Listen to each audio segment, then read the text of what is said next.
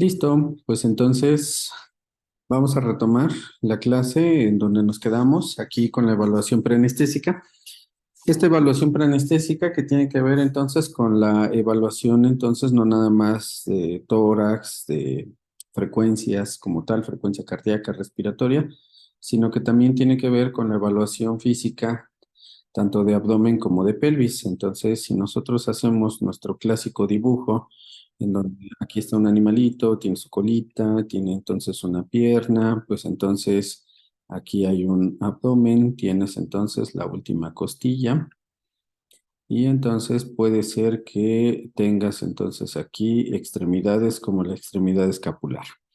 Entonces, de acuerdo con este esquema, para irnos ubicando, podemos trazar una línea precisamente que vaya desde el gifoides. Entonces aquí yo pongo una crucecita desde el gifoides. Luego entonces voy a subir hasta llegar a la lumbar uno y aquí en la lumbar uno voy a poner otra crucecita. A nivel de donde yo voy a considerar precisamente el posicionamiento de la patela, pero ahora directamente sobre el abdomen, voy a poner otra crucecita. De tal manera que entonces lo que voy a hacer ahora es unir los puntos. Entonces unimos de aquí para acá arriba y luego bajamos y listo. Te queda más o menos la forma o la morfología de lo que sería un triángulo. Entonces, ya con esto podemos decir que tenemos abdomen craneal, abdomen medio y abdomen caudal. Está así perfectamente tipificado. Entonces, acto seguido vas a colocar una línea aquí y otra línea acá. Entonces, vamos a tener algo que se llama abdomen craneal dorsal, abdomen craneal ventral. Vamos a tener algo que se llama abdomen medio y vamos a tener el abdomen caudal dorsal y el abdomen caudal ventral. Entonces, simple y sencillamente, así es la mejor manera de cómo poder explorar precisamente tanto el abdomen como puede ser la pelvis. Entonces, si yo voy a colocar mis manos, que era lo que estábamos diciendo, para poder evaluar propedéuticamente en un examen físico a un paciente durante una etapa preanestésica, si yo meto entonces mis manos, mis yemas de los dedos, los pulpejos, los voy a colocar directamente aquí sobre esta posición, aquí abajo. Entonces, y presenta dolor, ¿qué es lo que puede doler? A ver, díganme ustedes. ¿Puede repetirlo, Doc, porfa? ¿Qué es lo que puede doler? Cuando yo coloco entonces mis manos y voy a empezar a palpar a este nivel, a nivel de gifoides y un poquito por debajo de las costillas.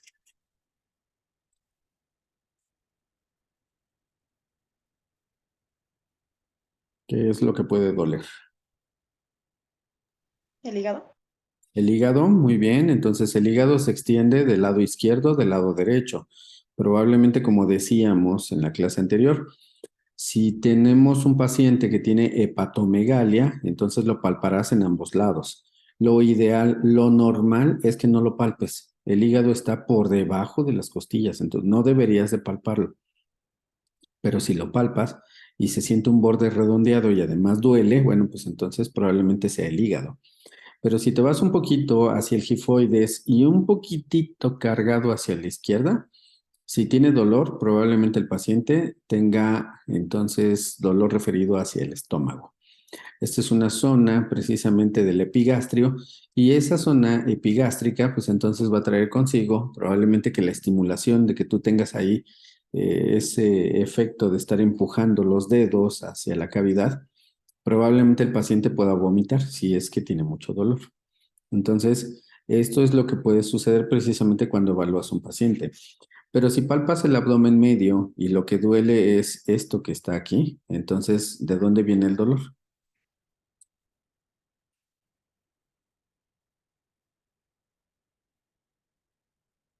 A ver, ¿de dónde?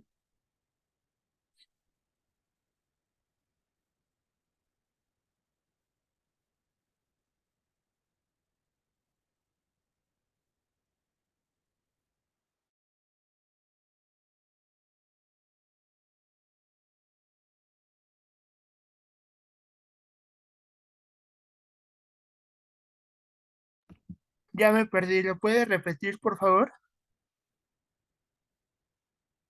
Va de nuevo. Si lo que yo estoy palpando es el abdomen medio y entonces lo que duele es esta zona, ¿qué es lo que duele?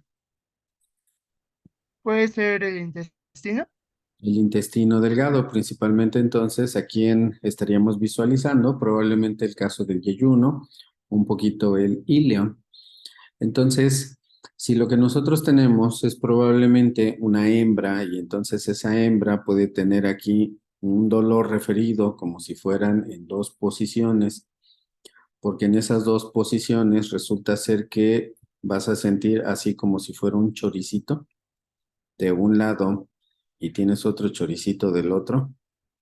Entonces, ¿qué es lo que está doliendo?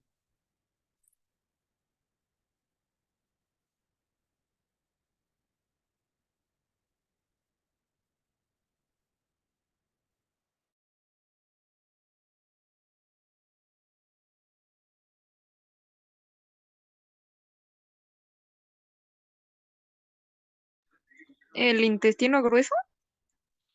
No. ¿Qué es lo que está doliendo? Es una hembra, es el abdomen medio.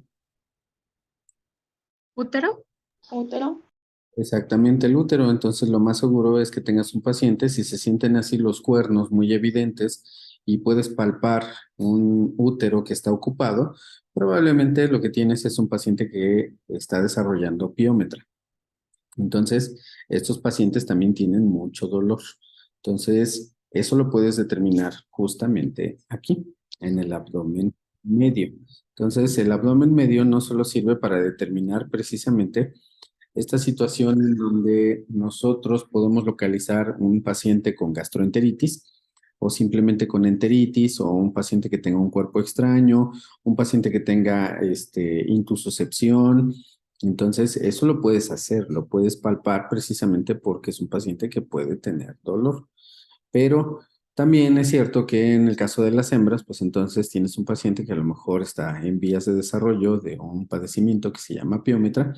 Y entonces, bueno, pues estos pacientes, pues obviamente vamos a tener otro tipo de hallazgos, pero finalmente van a tener dolor precisamente en el abdomen medio. Entonces, ahora vamos con el abdomen caudal. Si lo que duele es precisamente aquí, porque aquí hay una perita, un órgano que está así como si fuera una perita, entonces, ¿qué es lo que duele? ¿La vejiga? La vejiga, y entonces la vejiga puede tener cambios de consistencia, se llena por líquido, pero puedes palpar incluso si ya tiene urolitos de un tamaño considerable, podrías palpar y se palpa como si fuera una bolsa de canicas. Entonces, eso también lo puedes hacer, pero igualmente a lo mejor, no sé, en el caso de un gato que está obstruido, pudieras tener un agrandamiento de la vejiga que pueda soportar incluso entre 70 y 80 mililitros de orina que está retenida. Entonces, es una vejiga que probablemente ocupe casi la mitad de esa cavidad abdominal. Entonces, pues obviamente ya cuando llegas con un ultrasonido, pues ya te das cuenta precisamente de que es la vejiga porque todo está ocupado precisamente por una bolsa que está llena de agua. Entonces, estos dolores pues también son fáciles de poder determinar precisamente por la posición del abdomen caudal ventral. Si tuviéramos entonces esa posibilidad, ahora nos vamos sobre el abdomen caudal que es dorsal. Y si tienes un paciente que tiene dolor aquí, sobre todo a la salida, entonces este paciente normalmente pues tiene dolor, aquí estaría el recto. Entonces, antes del recto, pues la verdad es que puedes tener un paciente que tenga dolor precisamente en el colon descendente. Entonces, un paciente que tiene colitis, normalmente aquí es donde te va a brincar, va a tener esa sensación dolorosa. Entonces, Miriam, los urulitos pueden estar en otro lado que no sea vejiga, en el caso de las hembras. Mira, es que los urolitos, por nomenclatura, hablan precisamente de cuerpos que están formados en la orina. Entonces, es un cuerpo sólido que está flotando, que está subsistiendo en un método o en un medio que es urinario. Por eso se llaman así, urolitos. Pero si nosotros rescatamos el término lito, entonces podrías tener cistolitos. Los cistolitos son también estructuras que pueden localizarse en la vesícula biliar, porque la vesícula biliar también es una bolsita, es una vejiga. Vejiga, eso es lo que significa, una bolsita. Entonces, estos cistolitos pueden estarse acompañando no nada más de bilis, sino a veces también de algo que se llama lodo biliar. Entonces, el lodo biliar, pues también lo puedes ver con el ultrasonido. Así que, bueno, pues ahí está.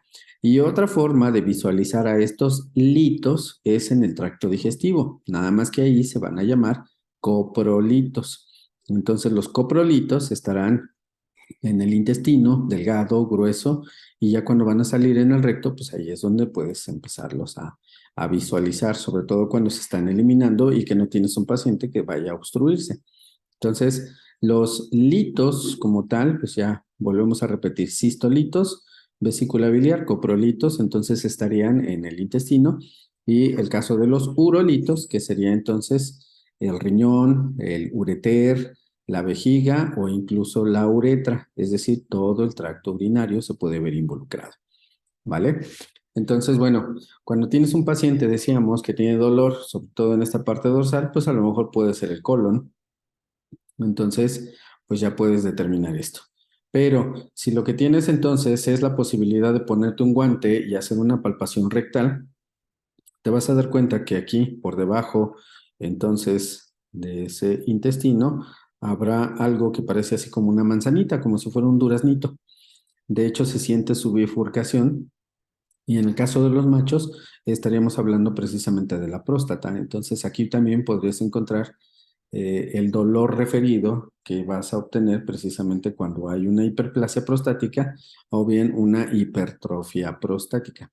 De tal manera que entonces los pacientes, pues la verdad es que pueden manifestar dolores en algún punto y nosotros seremos los responsables precisamente de determinar en dónde está la parte que duele, porque esa parte que duele entonces te va a dar signos y estos signos a la palpación te van a ayudar precisamente a determinar cuál es el origen de ese dolor.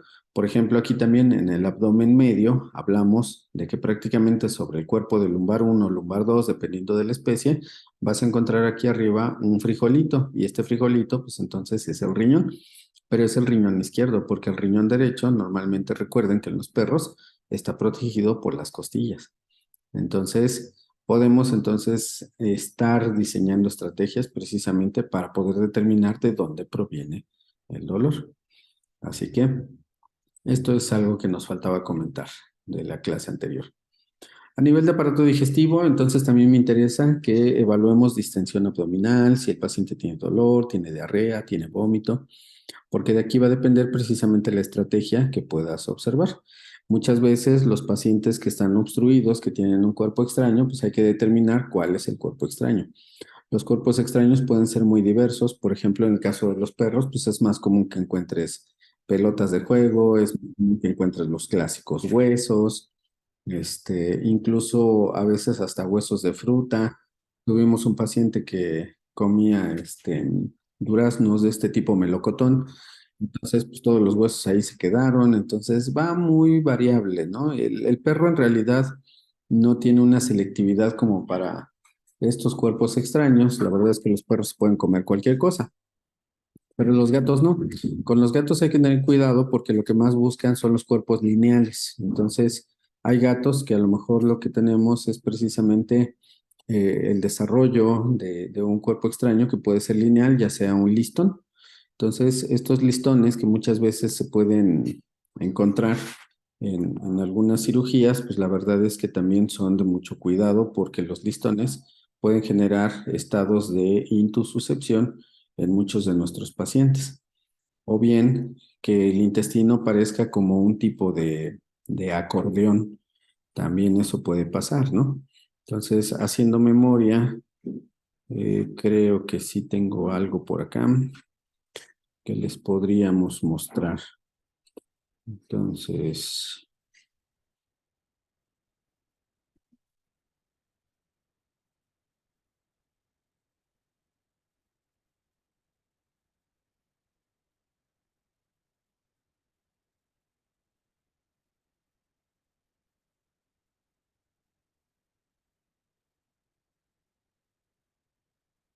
aquí está.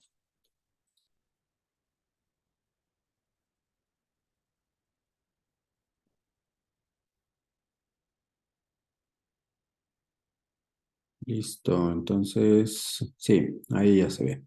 Entonces, pues vean, no, bueno, este paciente del lado izquierdo es un gatito que tiene carcinoma de células escamosas. La verdad es que lo fuimos tratando con cannabis.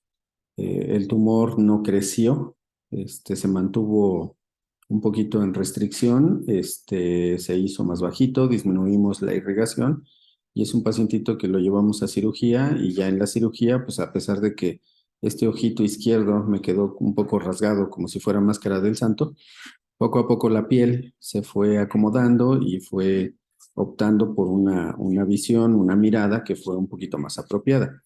Lo interesante aquí de esto es precisamente este video, ¿no? Que les decía yo. Los gatos son más proclives, por ejemplo, a los cuerpos lineales. Entonces, aquí en este paciente, en este gatito, estamos haciendo una enterotomía. Entonces, se abre el intestino y empezamos entonces a retirar el cuerpo extraño. Y vean, o sea, esto es un listón que el gato vio colgado precisamente del árbol de Navidad y entonces poco a poco lo fue jalando, se lo fue comiendo hasta que prácticamente lo consumió todo en su totalidad. Entonces vean, pues es un cuerpo lineal. En los gatos, los cuerpos lineales, decíamos, son de mayor preocupación, sobre todo cuando van a generar dolor, porque en estos pacientes incluso podrías tener gatos que consumen agujas, consumen incluso algunos otros cuerpos lineales que pueden ser punzocortantes. Entonces, debes de tener mucho cuidado, sobre todo con aquellos pacientes que resulta ser que vas a tener, por ejemplo, en la clínica, nosotros aquí con el caso de Nugget, pues debe uno de tener cuidado con agujas, debe de tener uno cuidado con navajas de bisturí, con todas estas cosas, ¿no? De repente los gatos, pues es lo que más nos preocupa, los cuerpos que son lineales. Entonces, la distensión abdominal, pues también puede ser un hallazgo muy importante porque la distensión abdominal puede ser gas o bien puede ser líquido. Entonces ya dependerá también de la evaluación que tú hagas, incluso si lo puedes complementar con un ultrasonido. En la evaluación de músculo esquelético, entonces no nada más son las extremidades, sino también tienes que evaluar la conformación torácica, si existe o no existe el daño a la pared torácica. Entonces, muchos pacientes que pueden tener traumas, ya sea porque viven en la azotea y se cayeron de la azotea, o bien porque salieron a la calle y fueron atropellados, entre otras causas, el daño a la pared torácica lo puedes hacer así, visual, prácticamente por palpación, para descartar la posibilidad probablemente de una fractura. Pero si lo haces acompañar de rayos X, probablemente para que compruebes que tu paciente no tiene neumotórax, pues la verdad es que es mejor. Pero si a eso le agregas lo que ya vimos de ultrasonido, en una técnica así rápida que se llama T-FAST, para que evalúes entonces la conformación de la pared torácica, te darás cuenta de las líneas A, las líneas B, el deslizamiento, el signo de cocodrilo, el signo de escalón, podrás evaluar las ventanas pericárdicas, entonces tienes más posibilidades precisamente para poder diseñar estrategias que te permitan establecer un diagnóstico precisamente de si hay o no hay una fractura. Podrías tener incluso pacientes que tienen debilidad muscular. Aquellos pacientes que tienen debilidad muscular probablemente corresponden con un paciente que tenga miastenia gravis. Entonces, este paciente que tiene miastenia gravis per se no tiene la capacidad de contracción muscular. Y si no tiene capacidad de contracción muscular, bueno, pues entonces eso puede presentarse como un mayor riesgo, precisamente porque nosotros lo que buscamos es una evaluación integral. Entonces, este paciente que no tiene contracción muscular normalmente tiene letargo, está más quieto, permanece más tiempo dormido, casi no se mueve, tiene problemas de movimiento, entonces no tiene una velocidad de desplazamiento que sea normal. Por lo tanto, entonces estos pacientes podrían verse afectados precisamente del uso de bloqueadores neuromusculares o incluso de los propios anestésicos. En cabeza y cuello, entonces, tenemos traumatismos como tal, que también hay que diferenciar. Normalmente los pacientes que son mordidos por congénere, o sea, perro a perro, gato a gato, que son un poco más de lo más común que podemos encontrar en la clínica, bueno, pues entonces hay que descartar precisamente lesiones del cuello. No nada más las mordidas, no nada más la presencia de abscesos. Hay pacientes que nos ha tocado revisar aquí en la clínica en los cuales se puede visualizar incluso esófago roto, rasgado, o bien la tráquea como tal, totalmente rota, rasgada. Entonces, tienes que aprender a evaluar a estos pacientes, a veces el manejo de la vía aérea, porque obviamente quieres solucionar el problema y a lo mejor lo tienes que corregir ¿cómo se llama? Con cirugía, con anestesia, pues entonces tendrás que utilizar tubos endotraqueales, tendrás que buscar la mejor técnica para realizar un buen manejo de la vía aérea y que no vayas a favorecer la ruptura o la rotura, en este caso de la tráquea, ¿no? Entonces, sí hay que considerar varias cosas. El fenómeno de epistaxis es la salida de sangre a través de los orificios nasales. Entonces, igual puede ser que el paciente haya sido atropellado, igual puede corresponder a lo mejor con una lesión, con un traumatismo, con que el paciente tiene neumonía, una neumonía muy, muy severa. Entonces, hay que descartar todas y cada una de estas cosas y para eso sirve entonces el ultrasonido, la radiografía. El daño a la vía aérea, la apertura de la mandíbula, que también es importante. Muchas veces tienes fracturas de mandíbula, los movimientos, la posición que guarda el paciente, a lo mejor siempre está con el cuello estirado. Eso se llama ortopnea. La ortopnea es una posición clásica, sobre todo para aquellos pacientes que tienen dificultad respiratoria.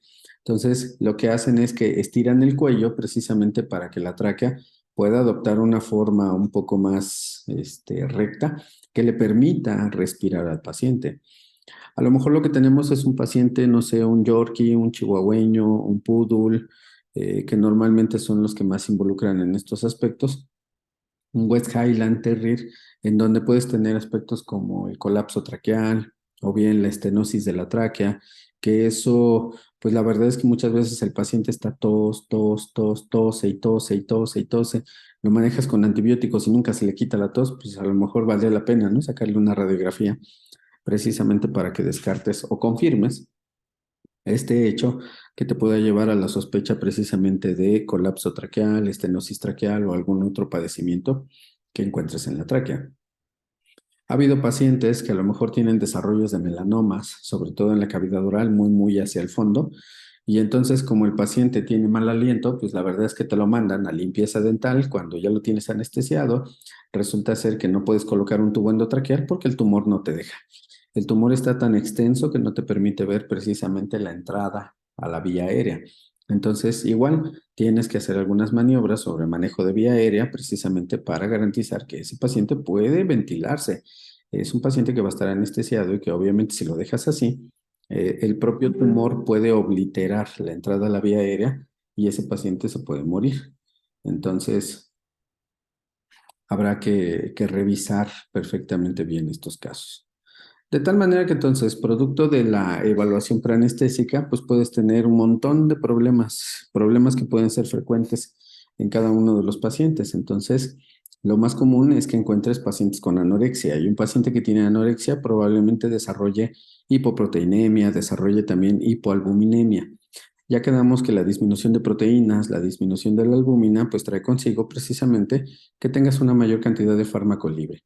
Y hablando de sedantes, tranquilizantes, anestésicos, pues esto puede ser riesgoso porque puedes tener una mayor depresión del sistema nervioso central. Entonces, también tendrás aquellos casos en donde el paciente pueda tener diarrea, nada más, solo diarrea. Entonces, consideren la diarrea, probablemente que tienes un paciente en acidosis metabólica. Luego, entonces, el que tiene vómito, solo vómito, puede estar al revés, puede estar en alcalosis metabólica.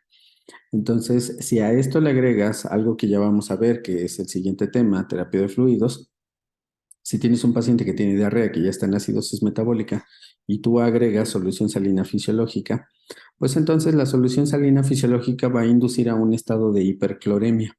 Y estos estados de hipercloremia van a traer consigo que el bicarbonato o se pierda o se diluya o no se puede unir correctamente al sodio. Entonces, esta disminución de bicarbonatos que están circulantes va a traer consigo que la solución salina fisiológica te genere todavía más acidosis. Entonces, un paciente que está en acidosis no recibe o no debería de recibir solución salina porque le vas a acentuar la acidosis metabólica. Entonces, el paciente que tiene vómito, que está en alcalosis, ese sí puede recibir solución salina, pero solo ese, ¿vale? Bueno, las convulsiones son también un dato muy, muy importante, muy particular, porque hay sedantes, hay anestésicos que pueden interferir precisamente con estas convulsiones. ¿Qué es lo que sí puedo hacer? Pues a lo mejor premedicar con diazepam, con midazolam, con agonistas alfa-2 adrenérgicos, eso sí lo puedo hacer. Y ya en la anestesia, pues a lo mejor manejas propofol, a lo mejor también manejas isoflorano, que tiene actividad antiepiléptica, pues entonces eso sí lo puedes hacer. Pero si entonces tienes un paciente que ya sabes que tiene convulsiones y lo vas a premedicar con agentes proconvulsivos, pues entonces va a convulsionar más a gusto. ¿Cuáles serían esos agentes proconvulsivos? ¿Qué anestésicos o qué sedantes pueden favorecer el estado convulsivo? De lo que hemos visto y que recuerden, claro está, ¿qué anestésicos deberían de contraindicarse? May dice gilacina. No, la gilacina es un alfa-2 adrenérgico, ese sí lo podrías utilizar, genera relajación muscular sin problema. Entonces, Aarón, otra vez, ketamina, tiletamina. Los anestésicos disociativos son agentes proconvulsivos. Entonces, un paciente que tiene convulsiones, no me lo vayas a anestesiar con ketamina, no me lo vayas a anestesiar con Soletil, porque va a convulsionar más a gusto. Entonces, estos pacientes habría que tener ciertas restricciones. ¿Vale? Ahora, el paciente que tiene falla cardiovascular, pues hay que determinar cuál es su falla cardiovascular, porque puede ser un paciente geriatra que a lo mejor tiene insuficiencia valvular mitral, puede tener también enfermedad valvular mixomatosa, puede tener entonces edema pulmonar, puede tener también un déficit de circulación que favorece un choque distributivo. Entonces, son pacientes que normalmente pues, están en una edad geriatra, pero si tienes un pediátrico con enfermedades congénitas, a lo mejor lo que valdría la pena es que descartaras si tiene persistencia de ducto arterioso, si tiene foramen oval, si tiene deficiencia de septo interventricular, si tiene tétrada de Fallot, que a últimas fechas ya se habla de una pentalogía de Fallot, ya no son 4 los padecimientos, ya pudieran llegar a ser 5. Tienes pacientes que per se no están oxigenando bien, porque es un paciente pediátrico que tiene también déficit en toda la circulación sanguínea. O a lo mejor tienes un bulldog inglés que tiene estenosis pulmonar, que pues es la raza más proclive a presentar este problema. Entonces, va a depender mucho del tipo de raza, del tipo de especie que tú puedas encontrar precisamente para poder resolver una falla cardiovascular. A lo mejor nada más es un paciente hipertenso, pero recuerden que la hipertensión puede ser por una falla cardiovascular, pero también puede ser una falla en el aparato urinario. Entonces, un paciente hipertenso puede ser también aquel que tenga insuficiencia renal, enfermedad renal aguda, enfermedad renal crónica. El que está deshidratado también es un problema frecuente que encuentres en las evaluaciones preanestésicas. Son pacientes que normalmente podrías estar buscando precisamente la estabilidad de ese paciente, a menos que su problema provenga de algunas otras cosas que pueden ser más graves. Por ejemplo, tienes un paciente que a lo mejor tiene un agrandamiento del vaso, tiene una esplenomegalia porque tiene un hemangioma o un hemangiosarcoma, pues considera que el vaso es el cementerio de los eritrocitos y vas a tener un acúmulo de eritrocitos en un tejido que realmente pues, está afectado por una neoplasia. Entonces va a haber algo que se llama secuestro sanguíneo. Y ese secuestro sanguíneo, a lo mejor no te vas a dar el lujo de utilizar acepromacina. La acepromacina genera esplenomegalia y si ese vaso ya está grandote, vas a generar todavía más secuestro sanguíneo, vas a generar más estados anémicos, vas a generar una mayor, no pérdida, pero sí a lo mejor una dilución de la concentración de hemoglobina. Y entonces, aunque tú mantengas estados de preoxigenación en el paciente, si no hay quien transporte el oxígeno, pues realmente esto no te va a servir de mucho. Entonces, para una maniobra de oxigenación o preoxigenación, tienes que garantizar que el paciente puede tener un hematocrito que es correcto con una cantidad de hemoglobina que también es correcta. Entonces, estos estados de deshidratación aunados a una insuficiencia renal o a una insuficiencia cardíaca, pues la verdad es que sí requieren de mucha evaluación, de estabilidad, que te des el tiempo para que puedas estabilizar a un paciente. Un paciente, por ejemplo, que llega de urgencia con vólvulo gástrico, con torsión gástrica, entonces hay ciertas reglas, hay ciertos procedimientos que tienes que que adoptar antes de pensar en llegar al quirófano. Si tú aceptas ese paciente porque sabes que el estómago está torcido, está volteado, vamos a decirlo así, está girado, y te queda claro que el procedimiento quirúrgico es lo que hay que resolver, pues entonces eso se puede hacer. Pero si entras a quirófano así nada más porque sí, pues a lo mejor es un paciente que muestra más inestabilidad y es un paciente que se te va a morir durante el procedimiento anestésico. A lo mejor ahí es donde sales con la dominguera, es que no aguantó, ¿no? Estaba muy grave y que no sé qué, y entonces ya con eso buscas justificarte, pero no es lo ideal, no es lo correcto. Entonces, un paciente que llega así con esos estados en donde hay vólvulo gástrico o hay torsión gástrica, considera que es un paciente que puede tener una anormalidad en la distribución de los líquidos. Es un paciente que está deshidratado a pesar de que está normovolémico. Es un paciente que probablemente también está cayendo en hipoalbuminemia. Es un paciente que puede tener fuga de líquidos a terceros espacios como para generarte un problema de ascitis. Es un problema que a lo mejor también está distribuyéndose en otras áreas, ¿no? De forma particular. Entonces, estos pacientes se vuelven críticos porque además también están toxémicos. Están en una fase de choque distributivo o de choque hipovolémico incluso también. Es un paciente febril, la fiebre, hagan de cuenta que ustedes son como un gran bistec y cuando lo ponen sobre el calor, sobre una parrilla, entonces el efecto de coagulación de proteínas se va a presentar. Y si es un paciente que tiene hipoalbuminemia y luego el estado febril sigue coagulando proteínas, pues entonces ya no tienes un problema, ya tienes 3 o 4 en el mismo paciente. Así que procura mejor estabilizar al paciente para que puedas tener un mejor tiempo de sobrevida de los mismos. Los estados anémicos, pues lo mismo, ¿no? Tienes anemias que son menos del 20%, requiere transfusión. Tienes anemias de 25-35% de hematocrito, pues a lo mejor lo que buscas es precisamente estabilizar a tu paciente. Pero considera que el paciente que tiene anemia, pues realmente aunque le des un aporte fuerte de oxígeno, pues la verdad es que esos pacientes pues no van a poder transportar el oxígeno. Entonces vas a seguir con el mismo problema. La hipoproteinemia que ya dijimos puede corresponder con una hipoalbuminemia y entonces ahí tienes una mayor cantidad de fármaco libre. Los problemas en aparato respiratorio también puede ser algo de lo más frecuente, en donde probablemente consideres que el propofol es un depresor cardiorrespiratorio, que el propofol se metaboliza o se biotransforma en un sitio extrahepático, que curiosamente uno de ellos es el parénquima pulmonar. Entonces, considera que este paciente puede tener una mayor depresión cardiorrespiratoria. Las fallas hepáticas que ya comentamos con la interpretación de las pruebas, porque del hígado va a depender básicamente lo que sería la biotransformación de los fármacos. Y obviamente las alteraciones en la temperatura corporal, en donde ya dijimos, un paciente que está febril, que tiene aumentos de temperatura, puede ser que tengas un mayor requerimiento anestésico, cuando menos de derivados halogenados, es decir, anestésicos que son inhalatorios. Entonces, cada uno de estos problemas que se encuentren, pues habrá que ver esa posibilidad de tratar de estabilizar al paciente, de corregirlo.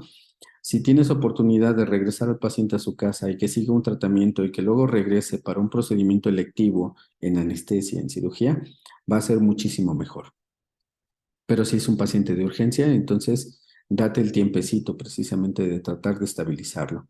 Pero para estabilizarlo requieres infraestructura, requieres entonces también equipos, requieres de hacer pruebas de laboratorio que sean rápidas. Entonces requieres precisamente de un raciocinio que sea rápido. Si te tardas en ese pensamiento científico, pues muy probablemente el paciente va a morir, ¿no? Bueno, otra de las cosas que también tienes que considerar son los tratamientos que tiene tu paciente antes de que pueda llegar contigo a un procedimiento anestésico quirúrgico. Entre ellos, bueno, pues podemos encontrar antibióticos, puedes encontrar diuréticos, antihistamínicos, los glucocorticoides y el caso de los antiarrítmicos. Entonces, no se me inquieten, ahorita regresamos. Primero, vamos con los antibióticos.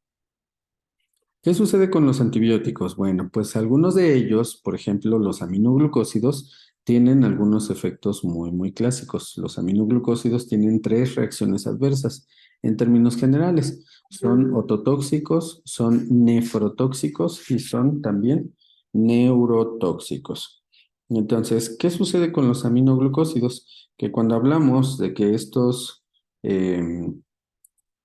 aminoglucósidos como la estreptomicina, dehidroestreptomicina, la gentamicina, ¿quién más? La amicacina también. Este tipo de fármacos se consideran que son, vamos a ir por partes. Entonces, se consideran que son ototóxicos. Entonces, el daño que ejercen, lo ejercen hacia el octavo par craneal. Par craneal que, si ustedes se acuerdan, pues entonces se va a llamar vestíbulo coclear. Entonces, este octavo par craneal que tiene una relación estrecha con esta porción del equilibrio, pero también con la capacidad auditiva del paciente, bueno, pues entonces considerar que algunos anestésicos, entre ellos los barbitúricos y también los disociativos, pueden potencializar el efecto ototóxico de los aminoglucósidos. Entonces, consideren ese aspecto. Los aminoglucósidos son nefrotóxicos y son nefrotóxicos porque lo que inducen es algo que se llama tubulopatía.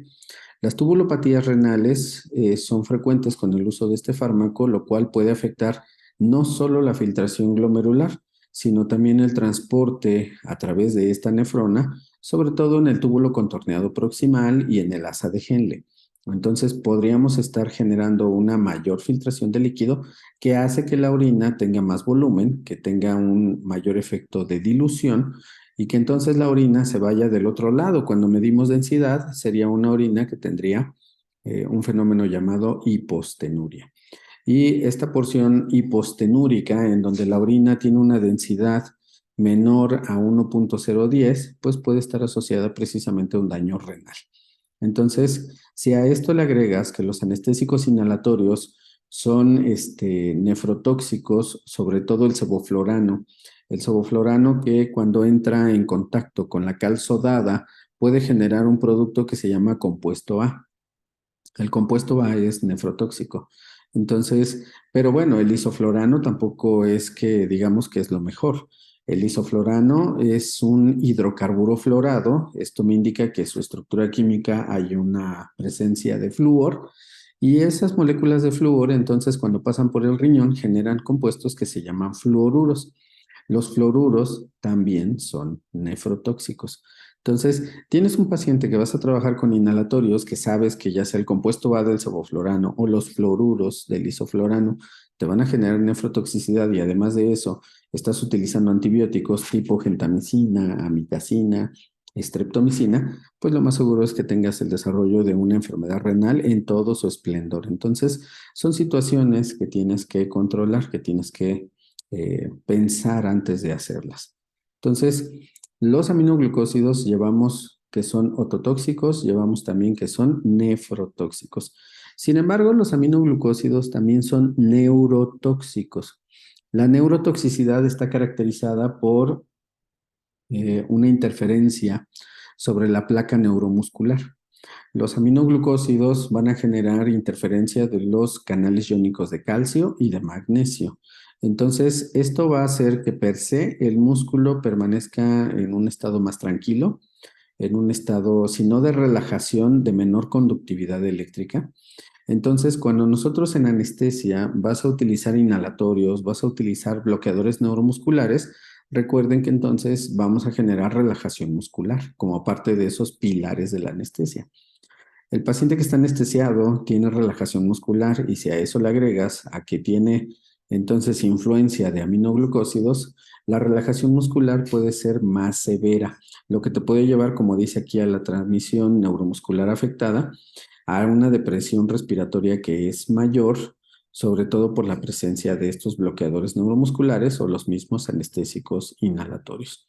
Entonces, sí es importante que consideres que los aminoglucósidos son ototóxicos, nefrotóxicos y neurotóxicos. Bueno, ¿alguna duda, pregunta hasta aquí? Doc, ¿son los canales iónicos de calcio y de qué más? Y de magnesio. Gracias. Vale, ¿alguien más?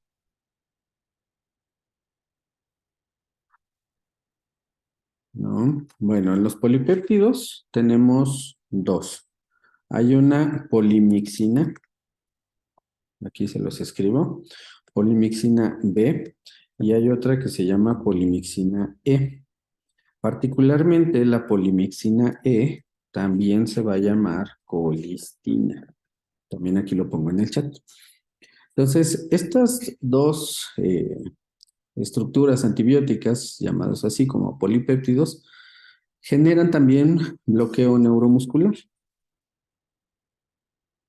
Y este bloqueo neuromuscular, bueno, pues entonces estará dado precisamente por la presencia de estos polipéptidos. Y estos polipéptidos, pues entonces también se contraindican con los bloqueadores neuromusculares, se contraindican también con anestésicos inhalatorios.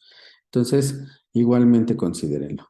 La polimixina B, de pronto, debido a esta toxicidad, se ha buscado, se ha tratado que la polimixina B sea utilizada en problemas oftálmicos y de manera tópica, para que no generes esta depresión de la placa motora. Entonces, en oftalmología van a encontrar polimixina B, que a veces se asocia en compuestos que se llaman así, triópticos compuestos. Entonces, una conjunción, una unión de 3 antibióticos que vienen en el mismo producto, normalmente es polimixina B, a veces hay neomicina, a veces también hay gramicidina o en su caso puede ser bacitracina, pero estos compuestos así como triópticos, entonces puede ser algo particular, algo fundamental. Si se van a utilizar de manera parenteral, sí generan interferencia con la transmisión neuromuscular. Pero si se van a utilizar de manera oftálmica, entonces ya no existe esa toxicidad. La colistina normalmente no se absorbe cuando la utilizamos por vía oral. Por vía oral, la colistina la podemos utilizar en algunas preparaciones antidiarreicas. Precisamente se utilizan en lechones, a veces en terneros, a veces en potros, aunque los potros puede causar disbiosis y favorece el crecimiento de algún clostridium, y lo cual genera una enteritis gangrenosa, entonces está muy entredicho su uso en esta especie. En los perros y en los gatos también la colistina se puede utilizar en estos antidiarreicos. Entonces, cuando se utiliza oral, no se absorbe, no te genera esa interferencia con la transmisión neuromuscular, que podría ser a lo mejor una ventaja, ¿no? Pero la desventaja es que sí puedes generar más estados de disbiosis o disbacteriosis. Entonces, también para que se considere. Las tetraciclinas son nefrotóxicas, sobre todo en el paciente que está gestante, porque tiene un aumento de progesterona. El aumento de progesterona va a generar per se mayor predisposición a nefritis o bien a glomerulonefritis. Entonces, las tetraciclinas pueden acrecentar este problema de nefritis, glomerulonefritis. Entonces, un paciente que sea renal, pues no recibe tetraciclinas y mucho menos tetraciclinas con anestésicos inhalatorios como el sevoflurano, porque ya dijimos se genera el compuesto A. La lincomicina, la clindamicina corresponden a un grupo de antibióticos que se llaman lincosamidas. Listo, ahí está en el chat. Entonces, las lincosamidas se llama lincomicina, se llama clindamicina y estos sí, inyectables, orales, como quiera, pueden generar interferencia con la transmisión neuromuscular. Entonces, mucho cuidado porque podemos tener una relajación muscular un poquito mayor, un poquito excesiva, que puede acentuarse precisamente con los bloqueadores neuromusculares y con los anestésicos inhalatorios. Entonces, sí es importante que se considere que podemos tener este tipo de interacciones, pero no son los únicos antibióticos. Antibióticos como las cefalosporinas también pueden generar daño renal y tienen que tener un cuidado en su uso, sobre todo en pacientes que van a ser anestesiados o en el paciente que ya tiene enfermedad renal. Sobre todo con cefalosporinas de primera, de segunda generación, estamos hablando de la cefalexina, de cefalotina, del cefadroxilo, por ejemplo. Estas sí pueden estar asociadas precisamente a estos casos de daño renal. El cloranfenicol es un inhibidor del sistema microsomal enzimático, pero también del citocromo P450. Esto puede traer consigo precisamente el hecho de que nosotros tengamos pacientes que si reciben otro fármaco, lo vimos en la parte de farmacocinética, si tengo otro fármaco, un tercero, ese tercero ya no se va a biotransformar correctamente. Entonces el cloranfenicol puede aumentar la concentración plasmática de un tercero, que puede ser un sedante, un tranquilizante, un opioide, un anestésico o lo que se vaya a utilizar durante la anestesia. Entonces, También mucho cuidado con este tipo de fármacos. Me regreso con el caso de los diuréticos. Con el caso de los diuréticos, entonces tengo el que aparece aquí en la imagen, que se llama furosemida. La furosemida puede ser ototóxica. Entonces, ya quedamos que esa ototoxicidad puede estar favorecida precisamente por los barbitúricos o bien por los disociativos. Bueno, espérenme tantito, entonces me regreso. Tú me dices, Jimena. Sí, Doc, ya voy.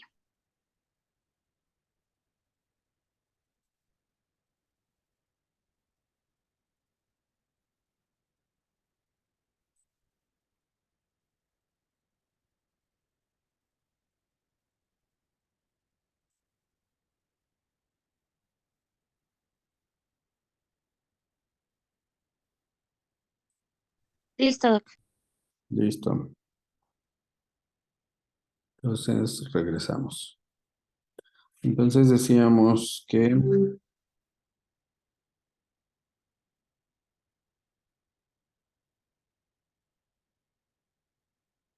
Listo, entonces decíamos que la furosemida es un fármaco que puede generar ototoxicidad. Sin embargo, curiosamente la furosemida también genera una eliminación excesiva de potasio. Entonces, esa eliminación de potasio derivada de la administración de furosemida te puede generar también un estado de letargo, un estado de quietud, por ejemplo, en el paciente, que eso puede ser afectado precisamente por los anestésicos. Entonces, sí hay que tener mucho cuidado porque aquí también lo que me preocupa es eso, ¿no? La cantidad de potasio que tiene el individuo. Entonces, la furosemida es algo clásico, te genera algo que se llama hipocalemia.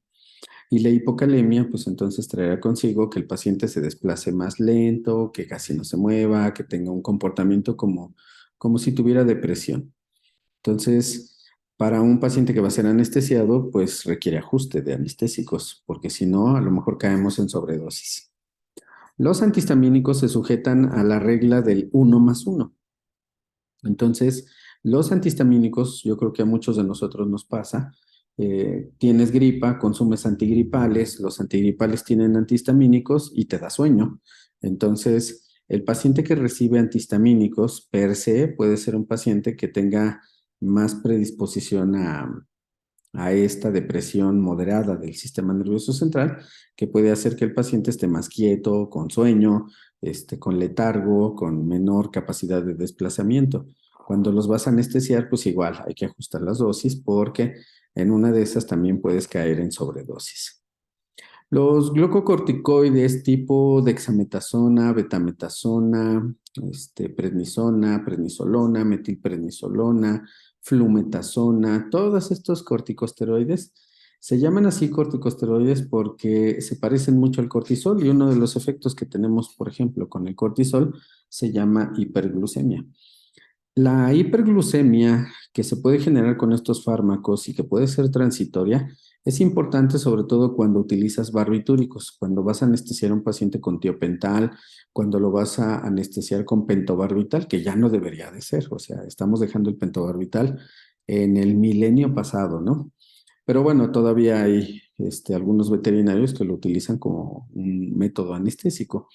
Entonces, recuerden que vimos en la parte introductoria y también en cinética, vimos algo que se llama efecto glucosa de los barbitúricos. Entonces, cuando el paciente tiene hiperglucemia, normalmente el barbitúrico tiende a disociarse más rápido de la grasa, se separa del sitio de depósito, por lo tanto regresa a sangre y en sangre busca otro sitio de depósito que va a encontrar en el cerebro. Entonces, el efecto glucosa de los barbitúricos es que se puede acrecentar el efecto hipnótico o la profundidad anestésica cuando se utiliza un barbitúrico. Y esto es nada más por la modificación de pH que va a derivar precisamente de la concentración de glucosa que tenga el paciente. Los antiarrítmicos también es importante. Un antiarrítmico que hemos platicado, pues evidentemente es la llamada lidocaína. La lidocaína, entonces, quedamos que genera que se cierren los canales iónicos de sodio Por lo tanto, va a evitar la despolarización. Si se evita la despolarización, entonces por este cierre, por esta inactividad de los canales iónicos de sodio, existe una bradicardia. Los anestésicos, los sedantes tipo gilacina, medetomidina, dexmedetomidina, generan más bradicardia. Entonces, podría ser algo de riesgo. Entonces, requieres menos dosis de sedante, de tranquilizante. Los opioides también generan bradicardia, entonces necesitas menos dosis de opioide.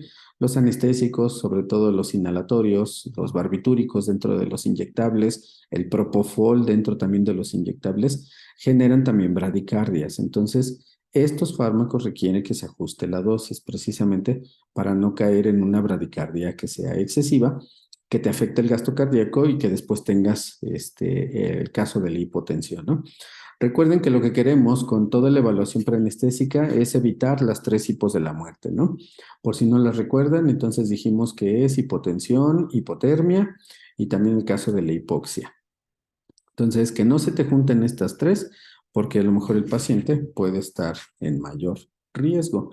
Así que otros antiarrítmicos que también hay que tener cuidado son un grupo de fármacos que se llaman inhibidores de la ECA, de la enzima convertidora de angiotensina.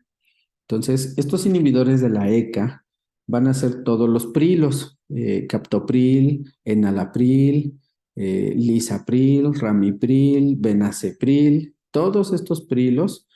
Habría que decirle al propietario que se lo dé el tratamiento en la noche para que tú al siguiente día puedas recibir al paciente y lo puedas anestesiar. Si esos fármacos se consumen el mismo día de la anestesia o de la cirugía, entonces puedes tener una hipotensión más marcada. Entonces es de riesgo, así que mejor le digo al propietario que le dé el tratamiento de estos antiarrítmicos en la noche para que el día de la cirugía el paciente no venga con ese estado hipotensivo previo a la anestesia o a la cirugía. Entonces, bueno, esto ya lo vimos. Profe, ¿Mande? bueno, en el caso de los antihistamínicos dijo que se tendría que ajustar la dosis. ¿Se tendría que disminuir? ¿O Sí, me se estás disminuye. Casi siempre trabajas como un 20% menos de dosis. 20-25% menos de dosis. Ujú, casi siempre, Gracias. de hecho.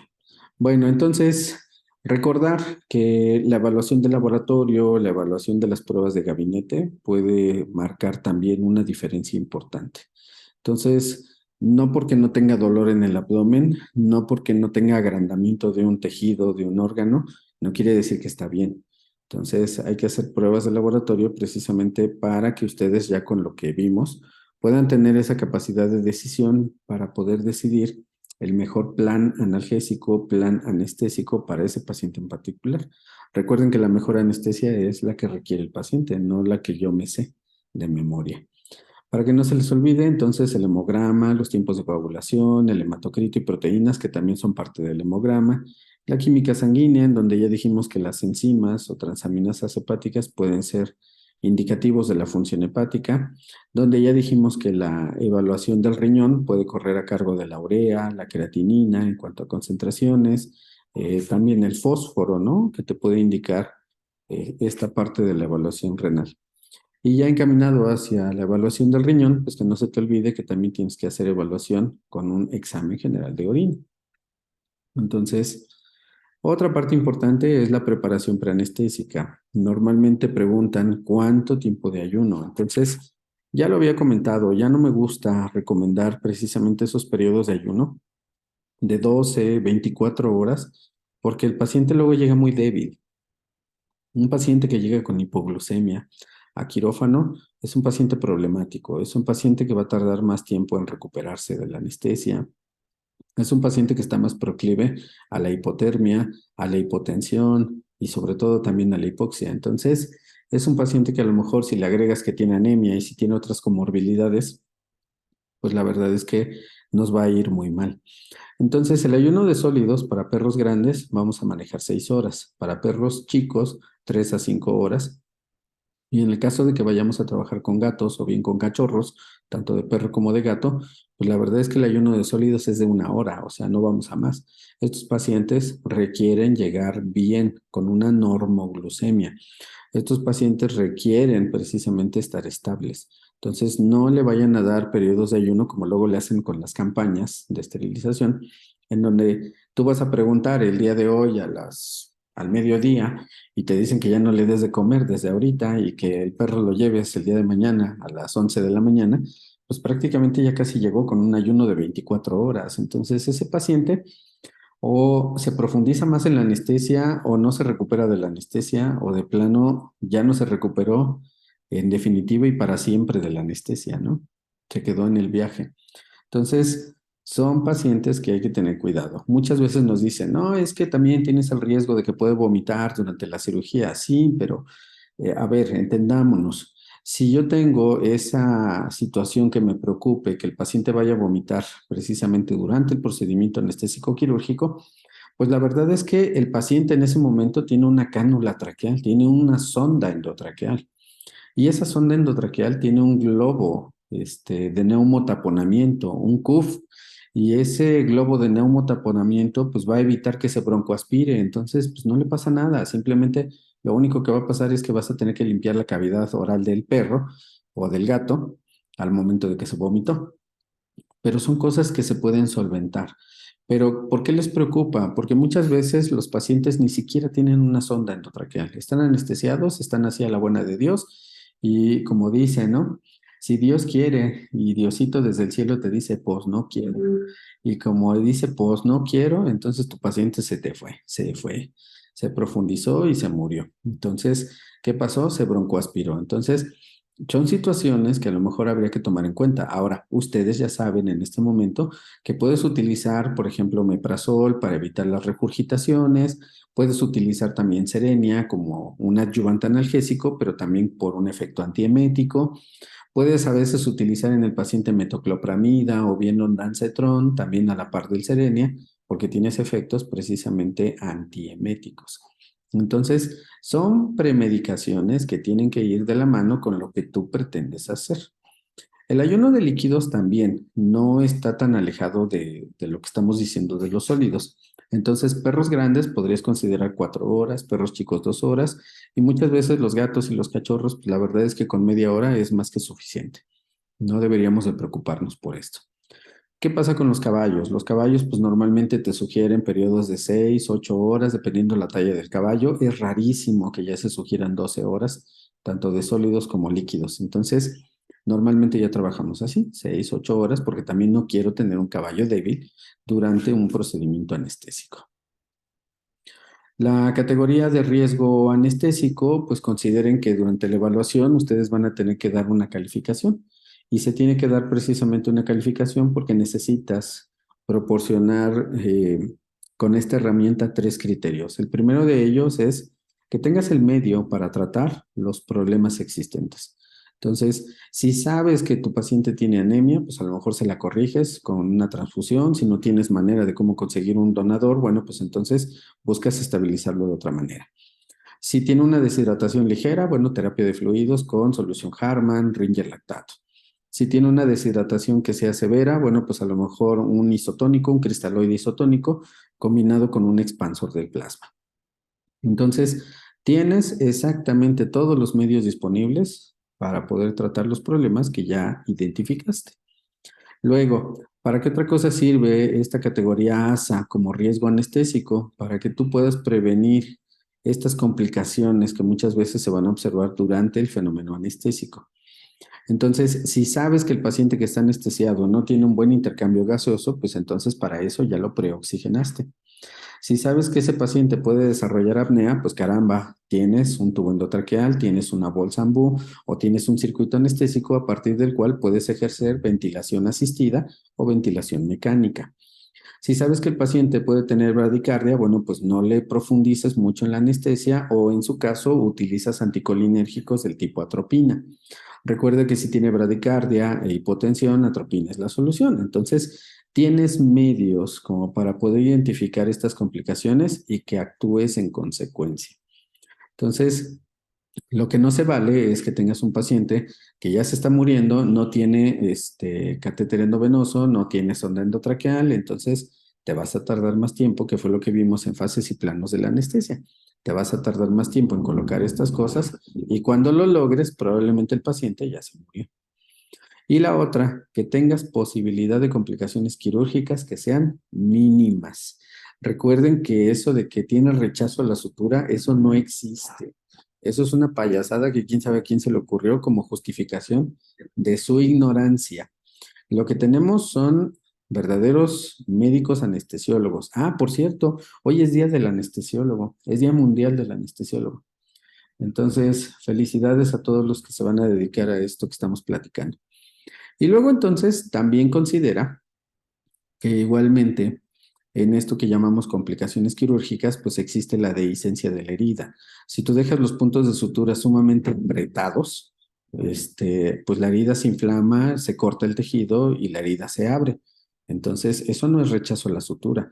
Eso lo que pasó es que no utilizaste precisamente el material que corresponde. Hay suturas que son monofilamento, hay polifilamento, entonces ya en técnicas quirúrgicas les dirán precisamente cuál es la mejor posibilidad que tienes para cada una de ellas o en qué casos se puede utilizar una u otra. De entrada, bueno, pues para nosotros la American Society of Anesthesiologists tiene una página que es esta, la pueden buscar, en donde vas a encontrar el sistema de clasificación de acuerdo al estatus físico ASA. Este riesgo ASA, lo único que te va a medir, lo único que te vas a poder documentar es precisamente el riesgo anestésico, pero nada más. En este tipo de escalas no vas a evaluar el riesgo fisiológico, no evalúas el riesgo quirúrgico. Entonces tienes esas desventajas, probablemente cuando hablemos de este tipo de escalas. Entonces, ¿qué va a suceder con el paciente? Pues que el paciente tienes una escala ASA que realmente pues es un método para evaluar, pero finalmente es una escala para humanos. ¿Qué es lo que hacemos en veterinaria? Pues tratamos de buscarle cómo adaptarla, pero en realidad es una escala que está dirigida hacia los humanos. Entonces, lo que sí sabemos que puede coincidir con nosotros en veterinaria, que es lo que sí hemos adoptado, es que podemos tener clasificación ASA 1, ASA 2, ASA 3, ASA 4, ASA 5. Entonces, el ASA 1, en lo que sí coincidimos es que es un paciente clínicamente sano. En lo que probablemente no coincidimos es que el que yo considere un paciente sano en humanos significa que no fume o que no consuma alcohol. Lo que en veterinaria pues muchas veces puede ser complicado de evaluar, ¿vale? Entonces, sí, en veterinaria, en la descripción del ASA 1 podremos tener otro tipo de descripción que está adaptado precisamente de los criterios de humanos. El ASA 2 es un paciente que tiene enfermedad sistémica que es leve o es moderada, pero que no involucra cavidades. El ASA 3 es un paciente con enfermedad sistémica severa que sí involucra cavidades. El paciente ASA 4 es el que tiene enfermedad sistémica severa que pone en constante riesgo la vida. Es decir, tienes que corregir este problema, tienes que buscar estabilidad para el paciente como para pensar en anestesiarlo. El ASA 5 es el paciente moribundo. Eso también coincide en veterinaria. El paciente moribundo que si tú le haces cirugía, puede o no puede vivir, puede morir. Que si tú lo anestesias, pues puede que viva o puede que muera. Entonces, independientemente del tipo de anestesia, independientemente del tipo de cirugía, del tipo de cirujano, del tipo de procedimiento, es un paciente que le hagas lo que le hagas, tiene riesgo de muerte y es un riesgo alto. Ese es el ASA 5.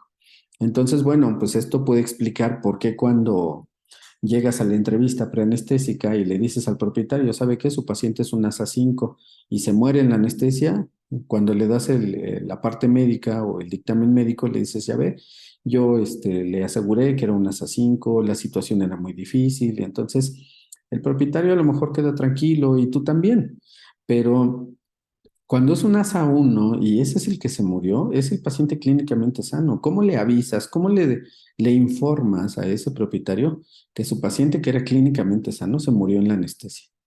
¿Cómo le dices que eres un ignorante y que por tu culpa se murió? ¿Cómo te dices a ti mismo? ¿Cómo te vas a engañar a ti mismo de decirte fue mi culpa? No, no creo. No, lo que pasó con el paciente es que Diosito se lo quería llevar y por eso fue, ¿no? Entonces empiezas a meter cuestiones, explicaciones así aleatorias que nada tienen que ver con tu quehacer clínico. Y no es otra cosa más que precisamente lo que dije, justificar la ignorancia que cada uno de nosotros puede manifestar ante un problema en particular. Entonces, sí es una situación que tienes que vigilar. En humanos, no así en veterinaria, pero en humanos sí existe esto que se llama ASA6. El ASA6 es un paciente que está declarado clínicamente con muerte cerebral. Esto ya lo vimos también. ¿Cómo puedes hacer que un paciente se declare con muerte cerebral? Ah, bueno, pues porque estuviste trabajando con herramientas como puede ser el BIS. ¿Se acuerdan? El índice biespectral. Pero también tenemos herramientas como el PSI, el estado o el índice del estado del paciente, que es con el monitor este que se llama RUT. Entonces, las diademas que estábamos poniendo por electroencefalografía, que vimos algunas imágenes y videos, pues la verdad es que suelen ser muy interesantes precisamente para este ASA6. ¿Por qué lo tengo que declarar clínicamente con muerte cerebral? Porque es un paciente que puede ser un donador, es un donador potencial. Entonces, el paciente que se va a comportar como un donador de órganos, la verdad es que sí, este es el que denominamos como ASA6, pero en el caso de medicina humana. En medicina veterinaria poco a poco vamos para allá. Yo creo que una de las principales limitantes es precisamente que encontremos primero quién va a ser el cirujano. ¿Quién es el cirujano que se va a hacer cargo de todo esto? ¿No? Entonces, en diferentes journals, como este, que es el de Clinical Anesthesia, normalmente te hablan de que este sistema de clasificación del estado, pues, anestésico, del riesgo ASA, es un estado que puede proveer algunas herramientas, algunas decisiones a nivel preoperatorio que necesitan investigarse o que necesitan poner mayor atención. Entonces, ¿qué es lo que hacemos en veterinaria? Bueno, pues lo que hacemos en veterinaria es esto. Tenemos un paciente saludable sometido a cirugía electiva, que es el ASA 1. Entonces, aquí ya ponemos algunos ejemplos en donde estamos hablando precisamente de el paciente que tiene que ser sometido a una cirugía que se llama o forosalpingohisterectomía o bien ovariohisterectomía. Pero también está el de orquiectomía, está a lo mejor el que llegó por una herida, por un absceso, el que llegó por a lo mejor, no sé, la toma de una muestra, que es, aparentemente pudiera llegar a ser clínicamente sano. Lo que sí a lo mejor ya no me gusta mencionar mucho porque son cirugías que yo ya no hago, es precisamente esto, ¿no? La otectomía estética, que es lo que se considera como el corte de orejas, y la otra parte que es la caudectomía estética, que sería el corte de cola. Entonces, son cirugías que pues yo particularmente ya no hago, tiene, no sé, tal vez unos 18 años, yo creo, de que hice la última de esas 20 años. Entonces, pues yo creo que ya no estamos en posibilidad de platicar de esto, ¿no? El ASA 2 es el paciente que tiene enfermedad sistémica leve, controlada, no incapacitante. Puede o no relacionarse con la causa de la intervención. Entonces, un paciente que tiene una fractura, pero que la fractura no es expuesta. Si la fractura es expuesta, entonces es un ASA 3, porque ahí sí ya hay un problema que es incapacitante.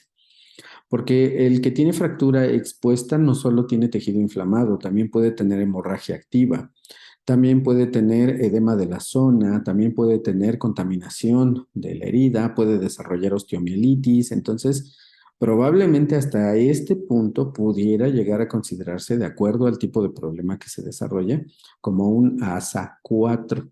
Son problemas que tienes que corregir antes de someter a una cirugía, sobre todo cuando ya hay un proceso infeccioso que compromete probablemente la salud del paciente. Entonces, los tumores, estos que son superficiales, que se encuentran en la piel, que habíamos platicado en clases anteriores, en donde habíamos dicho que tienes un tumor que puede ser un mastocitoma, siempre y cuando sea de bajo grado. Un mastocitoma de alto grado, pues ya sería un ASA 3. Tienes el paciente que tiene un histiocitoma, tienes el paciente que tiene un lipoma, El que tiene linfoma perfectamente localizado en linfonodos, que no está metastásico, pues ese podría ser también un ASA2. Pero ya si es una presentación de linfoma intestinal, entonces podríamos hablar de un ASA4 incluso.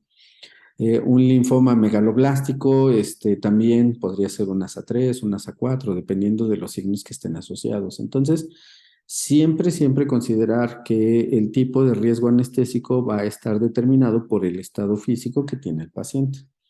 Entonces, mientras no tenga metástasis o el tumor esté superficial fuera de las cavidades, podría ser un ASA2. El paciente que tiene obesidad, bueno, relativamente también un ASA2, porque si tiene obesidad y está asociado a un hipotiroidismo, entonces habría que preguntarse si también puede ser diabético. Si es hipotiroideo, si es diabético, pero ya está en tratamiento, ya está compensado, es un ASA3. Pero si es un diabético que llegó a primer consulta y en esta primera interconsulta resulta ser que está muy grave, entonces ASA4 o incluso hasta un ASA5. E igual lo mismo sucede con el hipertiroideo, con el hipotiroideo, entonces va a depender mucho de esto, ¿no? El paciente que tiene deshidrataciones que son ligeras sería un ASA2, pero el paciente que tiene una deshidratación severa, en donde ya la deshidratación es del 10%, en donde ya hay riesgo de choque hipovolémico, entonces es un ASA4. La cuestión con el ASA3, el paciente con enfermedad sistémica grave, pero que no es incapacitante. Involucra cavidades, pero no es incapacitante. Entonces, el que tiene cardiopatías, que puede ser severa, pero siempre y cuando esté compensada, esté en tratamiento. El que tiene diabetes mellitus, acompañado de alteraciones orgánicas vasculares, que puede ser la microangiopatía diabética, el de insuficiencia respiratoria, el de infarto al miocardio, ya con algunos antecedentes, el de nefritis intersticial, glomerulonefritis, el que tiene hiperplasia prostática benigna en estadios iniciales, el que tiene neumotórax. Entonces, todas estas cuestiones que son enfermedades sistémicas graves, pero que no comprometen en mayor medida la salud del paciente. Luego tenemos el ASA4, paciente con enfermedad sistémica grave, que aquí sí hay una característica que es incapacitante. Constituye una amenaza constante para la vida y no siempre se puede corregir por medio de la cirugía. Entonces, muchas veces estos pacientes se quedan hospitalizados, se quedan para que tú los estabilices y a partir de la estabilización que proporciones, pues a lo mejor ya ingresas a cirugía. Entonces, un paciente que tiene dilatación gástrico, entonces probablemente lo dejo hospitalizado. Trato de estabilizarlo en las primeras 2 horas, 1 hora, cuando mucho, y entonces luego entramos a cirugía. Pero si es un paciente que recibe, si lo ingresas a quirófano, pues es un paciente que se va a morir.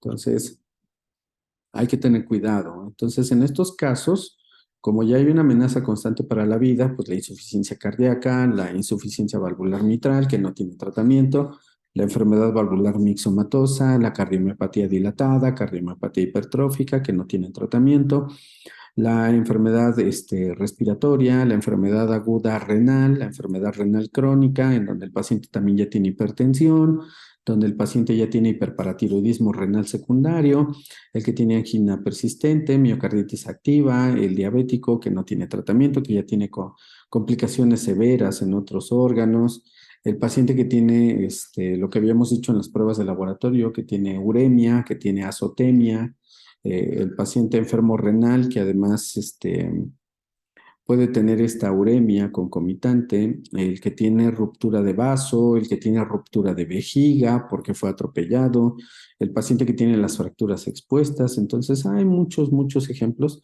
de acuerdo a las gravedades. Por ejemplo, el paciente que tiene piómetra, que es una piómetra de cuello cerrado y que el útero a lo mejor no está tan ocupado por ese líquido, podría ser un ASA3.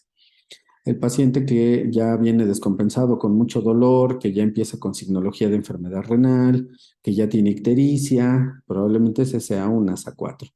El paciente que tiene piómetra en donde el órgano ya se torció, hay torsión uterina y producto de la torsión uterina se reventó el órgano y es un paciente que producto de la piómetra puede llegar con peritonitis, ese es un ASA5. Entonces va a depender mucho de la evolución también de cada caso en particular. Y recordando también que el ASA5 pues, es el enfermo terminal o bien el moribundo. En veterinaria no tenemos esta posibilidad precisamente de, a ver, espérenme.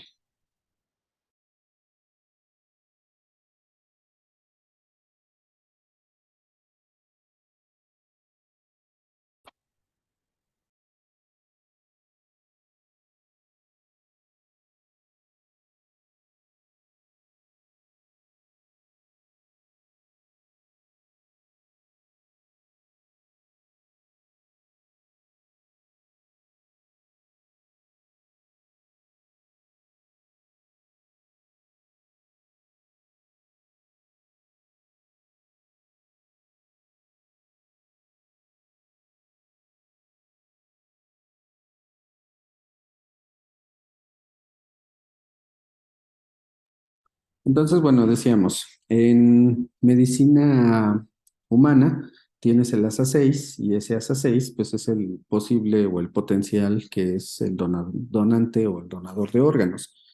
En veterinaria tenemos algo que se llama clase U o riesgo U y se escribe con U de urgencia. Entonces, paciente con cualquier condición de ASA 3, 4 y evidentemente 5 que requiere precisamente que se atienda como una urgencia médica. Entonces puedes tener ASA 1, ASA 2, ASA 3, ASA 3U, ASA 4, ASA 4U, ASA 5, ASA 5U, ¿sale? Para que se entienda. Entonces, acabamos de analizar en clases anteriores precisamente resultados sobre algún paciente que les compartí, el caso de Chanti. Tienen la biometría, tienen la química sanguínea y tienen también el general de orina.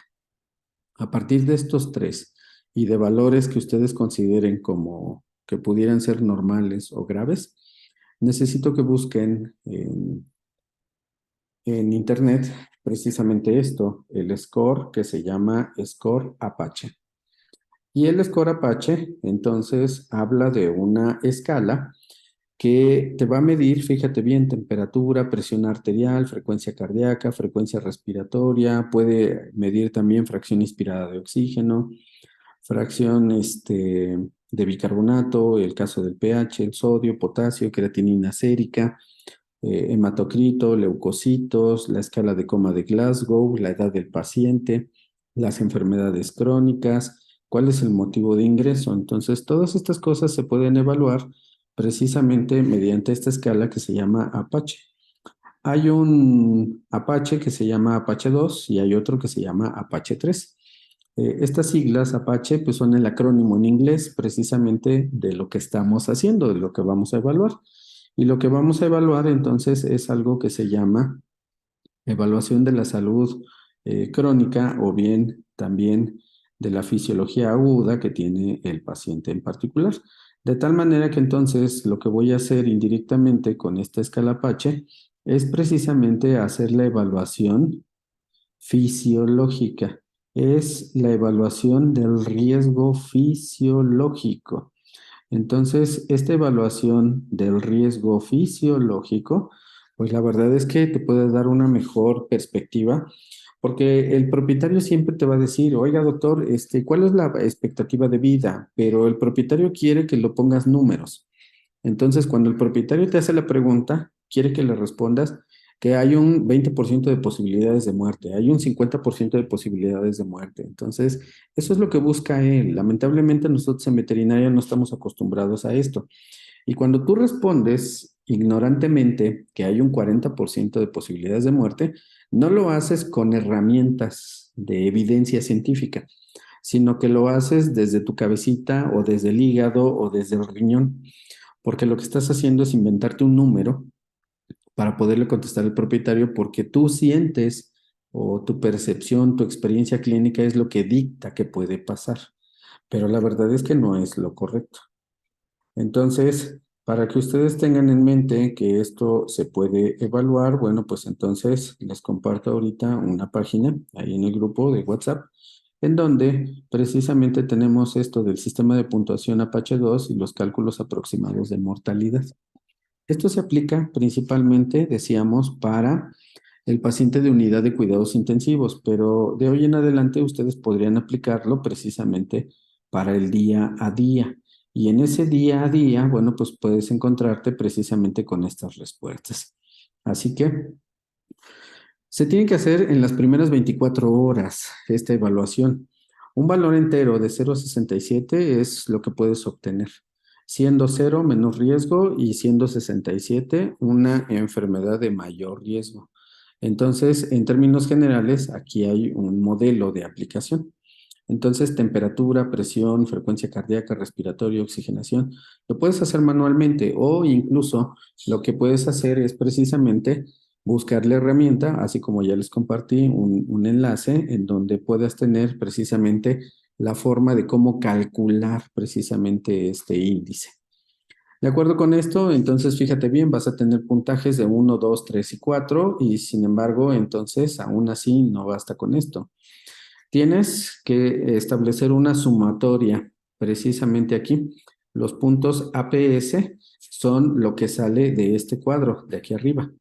Luego los puntos GCS, que tiene que ver precisamente con la escala de Glasgow, la escala de coma de Glasgow, que puede tener hasta 15 puntos. Luego entonces, los puntos que corresponden a la edad, y eso sale de aquí.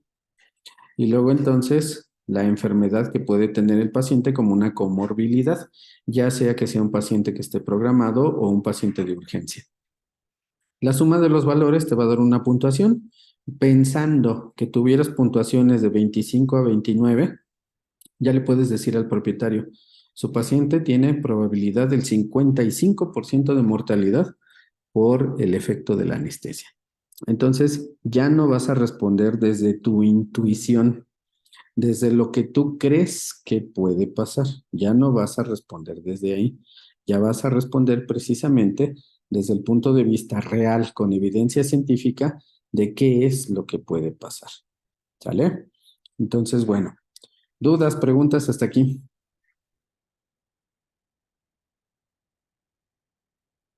No, profe.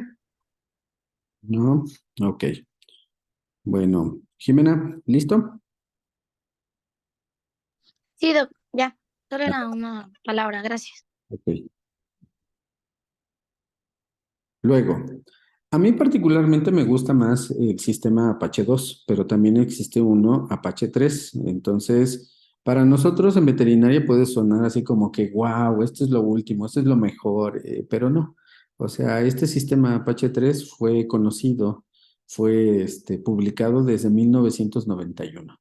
Entonces, es una herramienta que en medicina humana ya tiene sus añitos y que ha demostrado que tiene una gran facilidad de aplicación en veterinaria.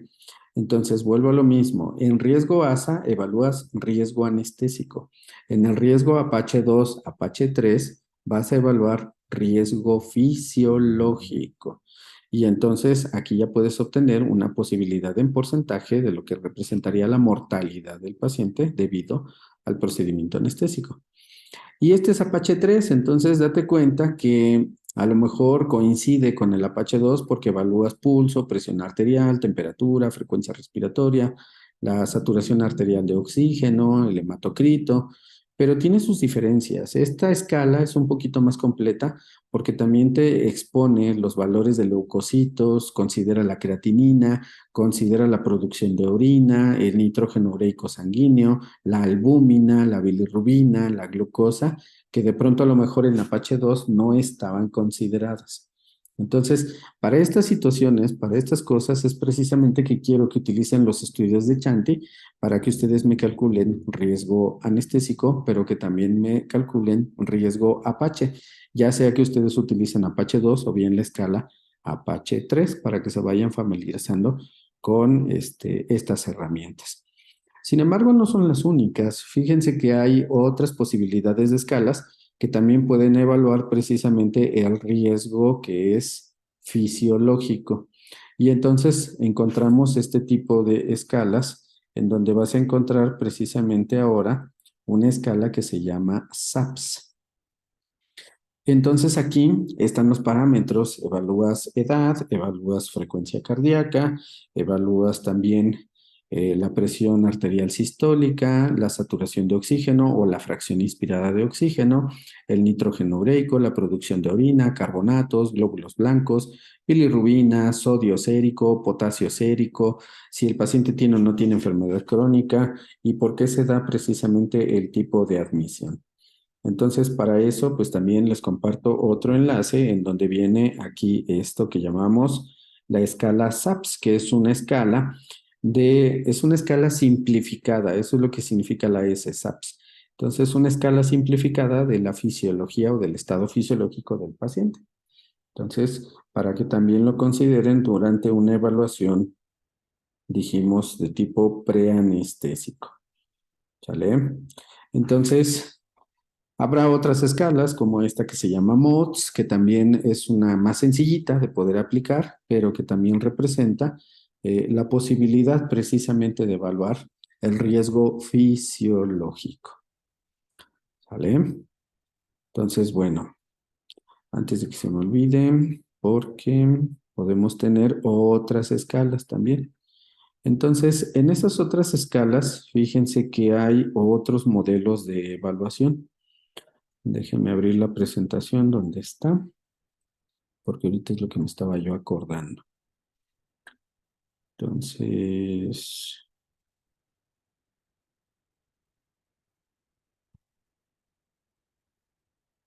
aquí está. Ya quedamos que puedes tener entonces evaluación de riesgo fisiológico, ¿no? Que sería Apache 2. Pero también puedes tener esta que acabo de compartir que se llama SAPS, que esa comparte con el Apache el cálculo que se debe de hacer en las primeras 24 horas. Y aquí van a encontrar algunos enlaces con este código QR, en donde vas a encontrar precisamente la aplicación de este SAPS al caso de los caballos, pero también vas a encontrar el SAPS 2, precisamente para evaluar a pacientes veterinarios, y que es una escala que se basa precisamente en un estudio de tipo multicéntrico, sobre todo en Europa, en América del Norte, en donde podemos tener precisamente algunos ejemplos. Tienes esta otra también es muy interesante. Para esta otra, igual les comparto lo que viene ahí en el código QR y entonces ahí está. Listo. Entonces, esta otra se llama MODS, aunque hay otra que se llama SOFA. Entonces, este tipo de escalas son sistemas de evaluación de la gravedad que tiene el paciente, pero basándose en la repercusión que tienen sobre la función orgánica infecciosa y no infecciosa. Entonces, aquí lo que estás haciendo también es evaluar riesgo fisiológico, pero básicamente le vas a dar una capacidad de entrada precisamente a 6 órganos, una capacidad evaluatoria a 6 órganos. Entonces, vas a evaluar aparato respiratorio, vas a evaluar el aparato cardiovascular, el hígado, sistemas de coagulación o tiempos de coagulación, el aparato urinario, sobre todo el riñón, y también puedes hacer evaluaciones neurológicas. Entonces, para tener en mente esto de la escala que se llama SOFA, pues la verdad es que también puede ser una muy, muy buena herramienta, sobre todo porque aquí dejamos evidencia de que se ha estado utilizando en los perros principalmente, ¿no? Que pueden tener enteritis parvoviral o que pueden tener aquellas evaluaciones en pacientes críticos. Entonces, hay resultados preliminares precisamente que hacen que estas escalas puedan ser consideradas como una buena herramienta a partir de medicina humana, trasladarlas a medicina veterinaria. Entonces, normalmente los veterinarios cuando van a evaluar al paciente, casi siempre nada más te hablan del riesgo ASA. Son o somos muy pocos los que metemos otras escalas, entre ellas APS, MODS, SOFA o bien Apache 2, Apache 3, como una parte complementaria para que entonces ahora sí le puedes decir al propietario cuál es verdaderamente el riesgo por ese procedimiento anestésico quirúrgico.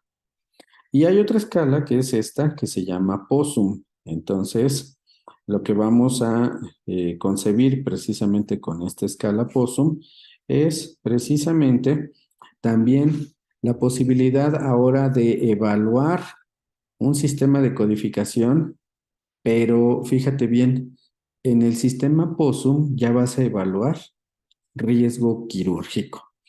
Entonces, va de nuevo. Clasificación ASA, riesgo anestésico.